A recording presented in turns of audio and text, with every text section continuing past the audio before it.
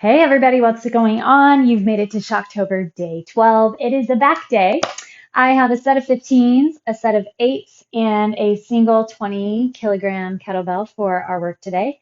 As always, if you don't have a kettlebell, just grab a heavy dumbbell or a pair of heavy dumbbells you can use instead of the kettlebell.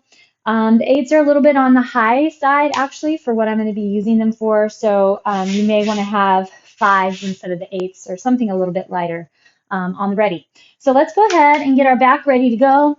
Curl your toes under behind you, sit back on your heels, reach your arms nice and far forward. So not a full child's pose, just keep your chest up and let your hips rock left and right. Spread out through those hands. We are halfway, a little over halfway through October. How's it feeling? How's your Shocktober month? Building new habits, new lifestyles, new routines, focusing on systems. Pull yourself all the way forward. How's it going? How's it feeling? I hope that within the framework and the goals that you're hoping to achieve, you've set up some really solid systems to help you get where you want to go. All right, shoulders over the wrists, knees underneath the hips. We're going to inhale and open the chest for our cow, and then exhale for your cat. Ooh, I'm already feeling a little core residual. I always like that. Exhale and round. Inhale to open. Exhale to round. Remember, as you're building your systems, you have the rest of your life to really set some systems and habits in place. You don't have to do everything all at once. Pick one thing at a time. It doesn't need to be crazy or aggressive. Level out, and we're going to do our thoracic twist. Plant onto your left hand. Inhale, rotate up. Take your time for a second. Exhale to lower down. We want to focus on that twist in the mid-back. So keep your hips as level and squared off as possible. Here's our 3. We're going to go to 5. You should still be finding some activation through the core. Work with your breath. Perfect. Other side. Super important to build the back. If you're only hitting a few days per week, I would recommend legs, back, and yoga. Then arms. You're getting the arms with everything else. Such a small muscle group. I don't know if that's 4 or 5. We better do one more. Good. All right, and then we're going to do some scapular squeezes. So stay on those hands and knees. Go ahead and find your transverse draw. So the transverse abdominis are the muscles that you use to choke, or cough, or laugh. They clench up when someone's tickling you if you're ticklish. And then I also want you to find your pelvic floor muscles. So grab up and grab in, slide the shoulder blades down. So we're not moving, arching, rounding, or tucking anything, but you're flexing and holding contraction from your pelvic floor and through the transverse abdominis. So pulling that belly button up. All right, now what we are going to do is squeeze in the upper back. So squeezing your shoulder blades together, inhale, and then exhale, you're going to round. Inhale, squeeze in. What do you feel? Pay attention. What's going on? Do things feel even, equal, level? Are you getting an even push, an even round, an even sag? Are you still holding that core? Are you still holding the pelvic floor? Let's go 3 more. 3, 2. So the back is so important to make sure that we have support for everything else that goes on in the shoulders, the elbows, the wrists, the neck. The back supports the neck. Reach those hands forward, curl those toes under again, and we're going to go up into our downward facing dog. See if you can push with a flat back and straight legs or bent knees. That's totally fine, but the back needs to stay straight. We're trying to get our back straight, flat, strong, and long. So you're pulling your tailbone to point back behind you at about a 45-degree angle. Your ears are inside your biceps. Your neck is relaxed. Lift left and right, and up and down. All right, inhale and then exhale, pull forward into your plank. Inhale, exhale, push back into your down dog. Widen out your feet. Walk back to your feet with your hands. Hang over those legs just a breath or two. And then we're going to sink down into our squat, our ancestral squat. If you need to shift side to side for a second first, go ahead. Mess around with your pelvis. Kind of just see what you feel, different pulls, pushes, tucks, and rotations, then level off. Okay, so we are going to start off with a pivot and lift. This is our core, a piece of our core portion for today. So we get core, we get back, and we're going to get some cardio. So our core is also going to incorporate the back and a lot of other things. It's a big multi-planar movement, grabs a lot of things along the way. You need one of your dumbbells. You're going to pivot and lunge down. Make sure your knees, hips, and shoulders are all working together. Grab through the core. You're going to pivot and press overhead. All right, so let's hit it together, 10 per side. We're going to work with our breath. We're going to focus on contracting and grabbing through the core. So just like on the ground, whenever we had that transverse draw and our pelvic floor grab, we are doing the same here. We need that internal flexion and we need that flexion of the upper back to get that healthy press overhead. 7, so it stays out of your neck. 9 and 10. Shift to the other side. Pivot and lift. Get that pivot. Rotate through. Pulling the belly button back.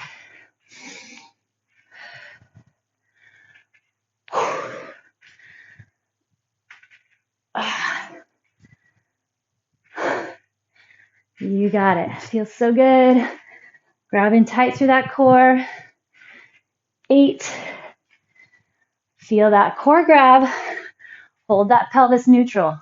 Every time you get those arms up overhead, there's a tendency to let that anterior tilt happen. Don't let it happen. All right, we're going to grab that small set of weights, and we're going to go a T raise. The key here, as always, grabbing the core.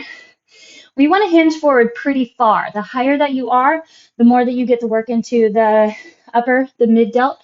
We want to keep it in that shoulder girdle and the rear delt. So you're going to point your palms forward, pinkies together, get pretty hovered forward over the legs so that your upper back is parallel to the ground.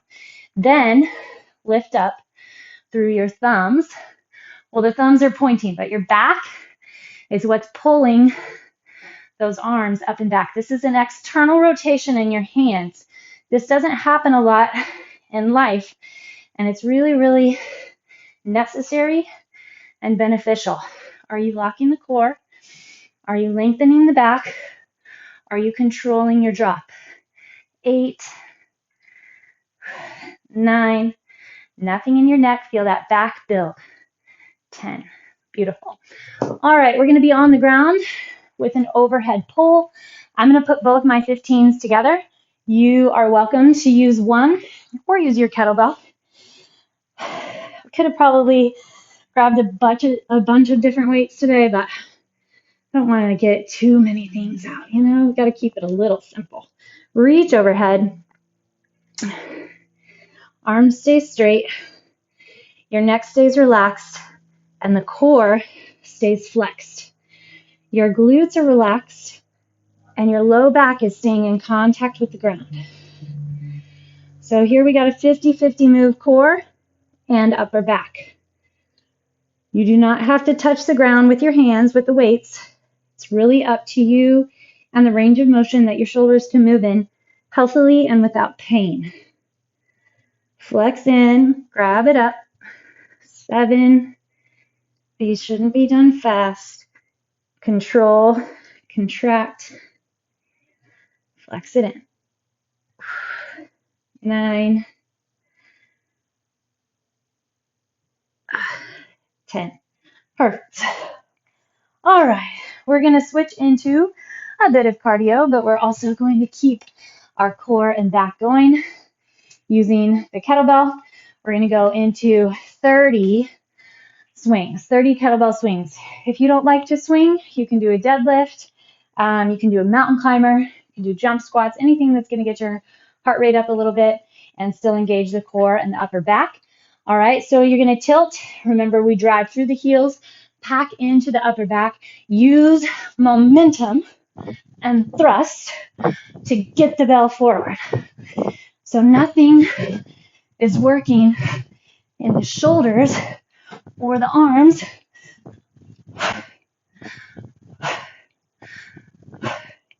It's just the momentum, the thrust of those hips.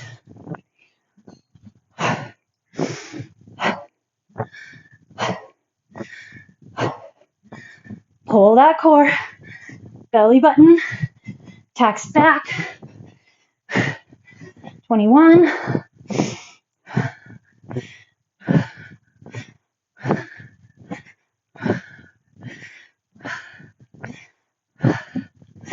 Drive through the heels.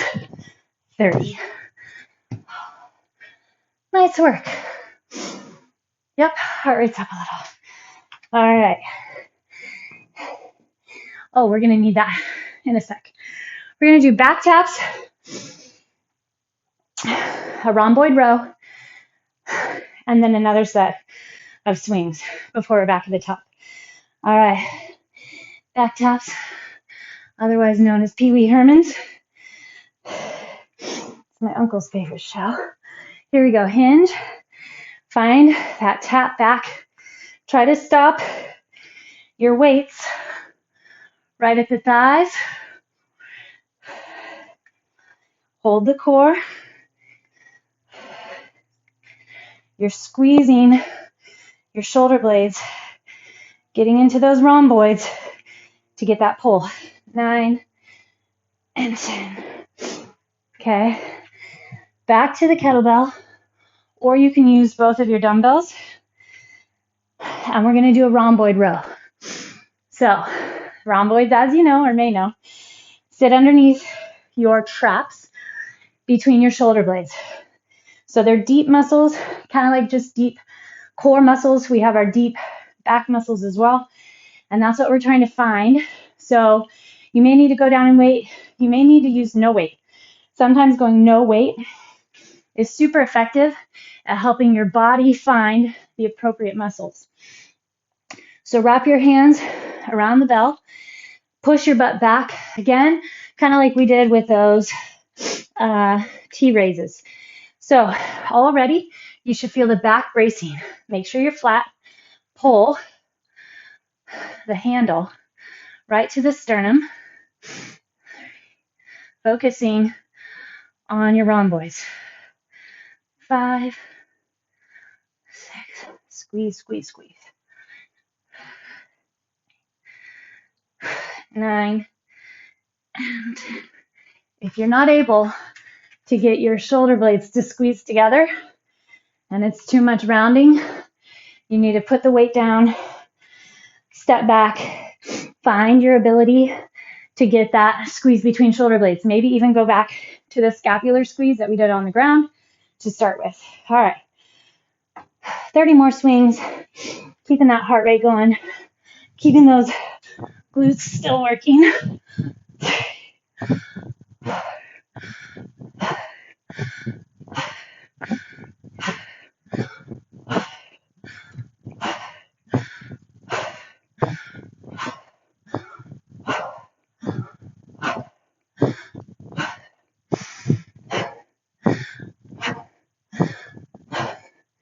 Make sure the chest is pitching forward.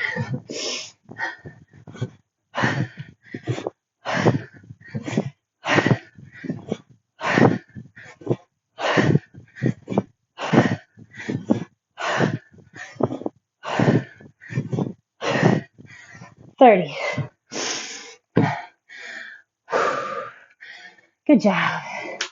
All right, we'll get that out of the way. Now we're back to the top. So stop, quick second, come down to the ground. Get a quick stretch, child's pose, check in with everything, pull it together, go into your cat pose, shift your hips left and right, and then we're back at the top with our pivot and lift. Belly strong, Remember, this is our core and our back.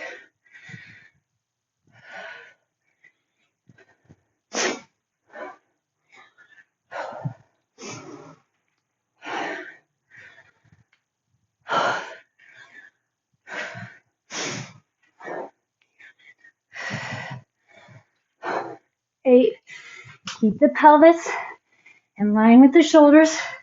That's why we pivot. 10.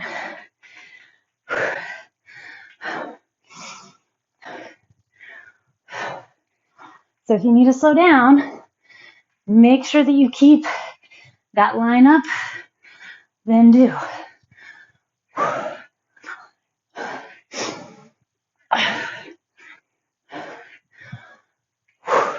7, 8, 9, 10. Whee!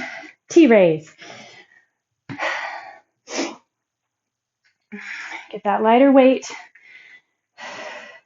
Lighter's better.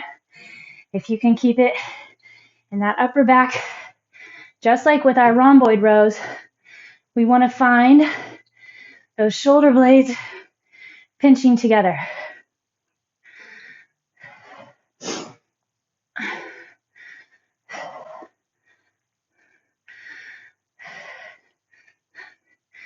Channel your focus, energy, brain, and flexion to the muscles you want to build. 10. All right. Overhead pull. I'm gonna wipe that.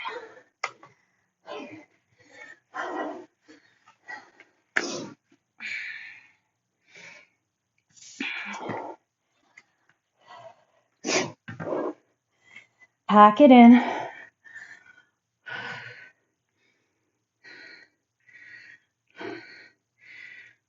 All this stuff, fairly basic, super effective. We're building foundations or keeping foundations for all the other stuff we're doing in our day-to-day life. 5. That's it. Pack it in. Feel so much across that upper back. You've got to get those shoulder blades retracting still though. Setting in, creating space between the ears and the shoulders. There's 8. And that core, pulling, flexing in all the way around. You have a 360-degree grab. 10.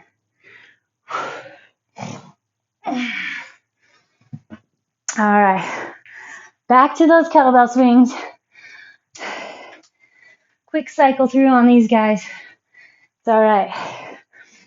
These add up to be like going for a, 3-mile run or something. That's not a scientific number, but they definitely add up. Okay, core strong, back flat. Your first swing is the pick up from the ground. Make sure you have more of a hinge and less of a squat.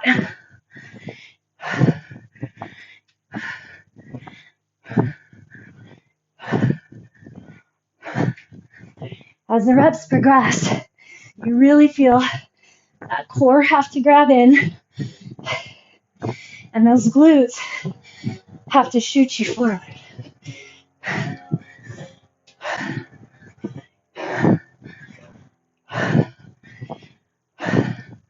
23. Make sure shoulders stack on the hips and the heels. 30.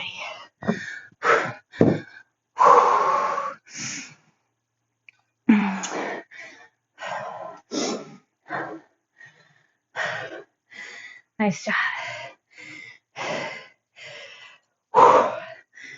No work or flexion, pain, or pull on the low back. It's all that upper middle back and the glutes and the core. All right, here we go. Hinge it forward, flex into that upper back. We stop at the thighs so that we're making sure to not use momentum. I forgot to count. 9, 10. That's a problem I have. Rhomboid row.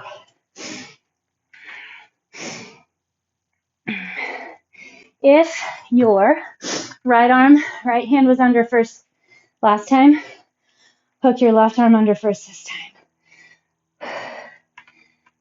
Bend your knees, pack your back. Now from here, pull the belly button, and your tailbone draws back to point right behind you, just a bit.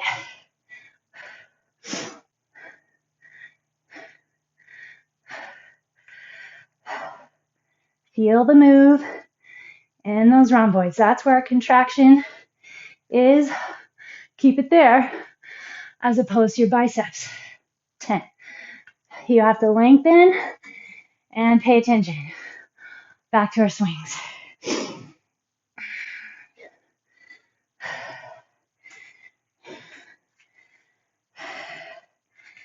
You should need a second.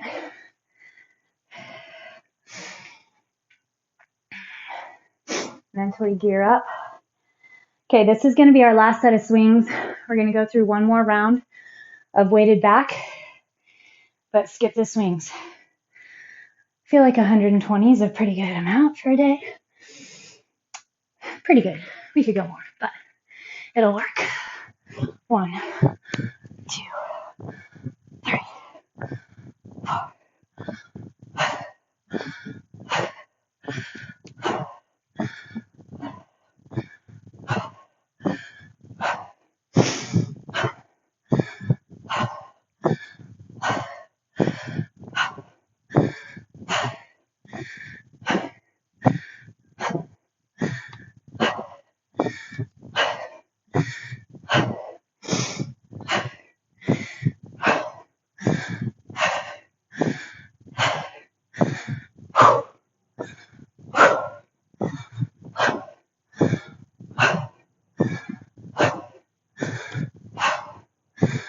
30.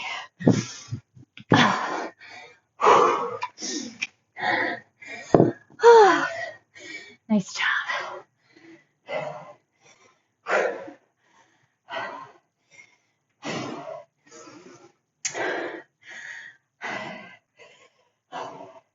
Those are good. I like swinging. If 30 is too many with a heavier weight, drop your reps. Stay as heavy as you can. That's where you really get the benefit of your swings. It's because you have to use better form and momentum. Okay, here, let's go pivot. Momentum to get that press. Back and core. Get it in.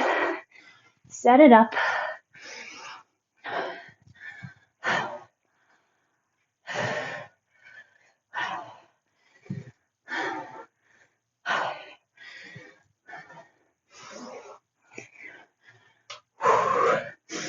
Nine, 10. Switch. Down, pivot, lift. Again, wrapping that core, lengthening your spine.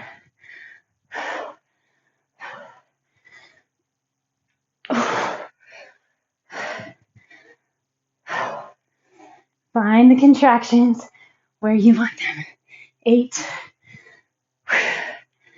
9, 10. All right.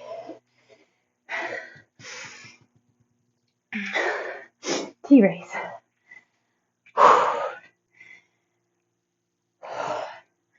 Shoulders back and down. Find your external rotation. Pinkies together.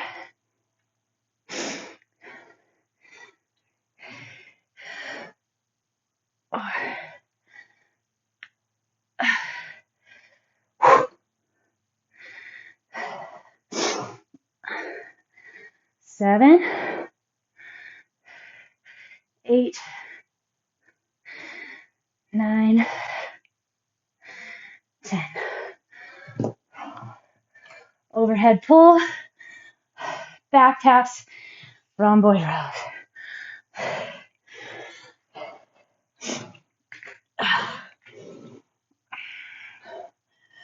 Pack it in.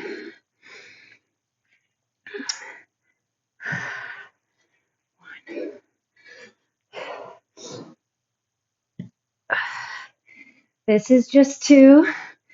Take your time here. Get the work where it needs to happen.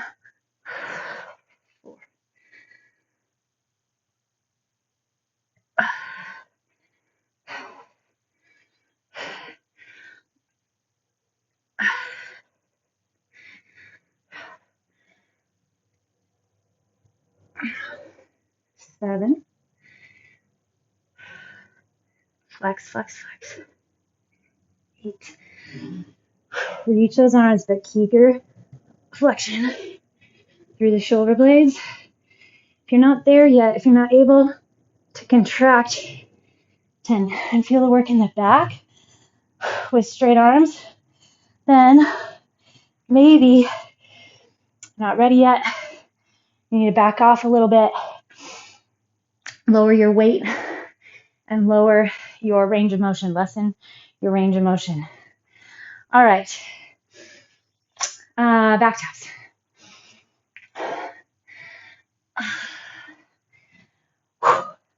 Shoulders back and down.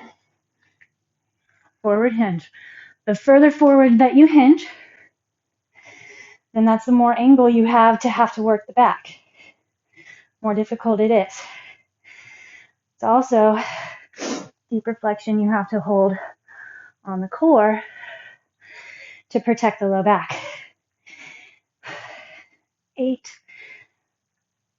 9, 10. Oh.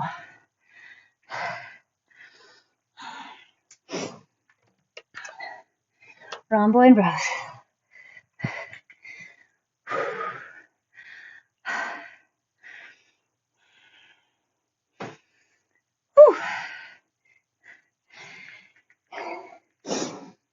Here we go. Flex it in. Find your focus. Takes work to find the right muscles, especially in that back. Other things want to take over. Stay with it. 7,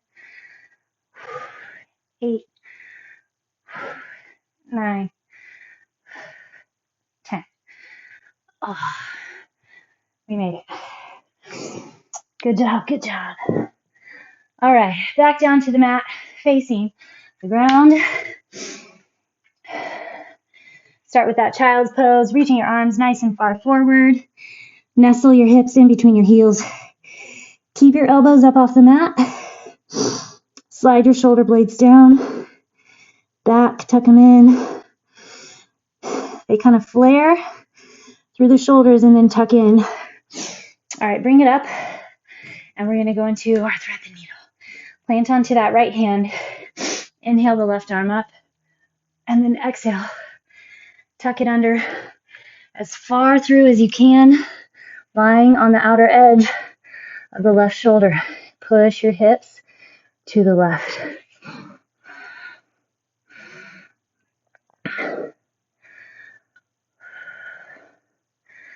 Fun stuff. Come back up. And we're going to go the other way.